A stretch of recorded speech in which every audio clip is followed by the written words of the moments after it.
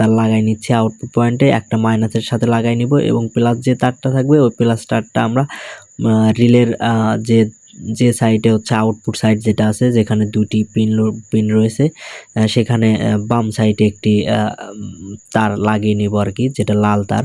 তো আমি কালো তারটা এখানে ঝালাই দিয়ে নিলাম কালো তারের সাথে, অর্থাৎ কালো তারটা আমাদের কমন, তো কমনের সাথে কমন আমরা ঝালাই করে নিলাম। এবার লাল তারটাকে আমরা রিলের বাম সাইডের যে পিন আছে সেই পিনটাতে ঝালাই করে নিব। তো এটা আমি ঝালাই করে নিলাম। এবার আমরা এই যে দুইটি তার লাগাইলাম, এই দুইটি তার থেকে কিন্তু আমরা ফ্যানের আউটপুট নিতে পারবো। ঠিক আছে, এই দুইটা তার থেকে আমরা সরাসরি ফ্যানের আউটপুট নিতে থাকবো যখন কারেন্ট না থাকবে। দেখুন এখন আমি ট্রান্সফরমার লাইন দিই নাই, এখন কিন্তু আমাদের এই পয়েন্টে আছে আর কি। আর যখন আমি ট্রান্সফরমার লাইন দিব তখন অটোমেটিক ব্যাটারি চার্জ হতে থাকবে এবং হচ্ছে ব্যাটারি কালেকশন যেটা ফ্যানে গেছে ওইটা অফ হয়ে যাবে, তখন আমার সিলিং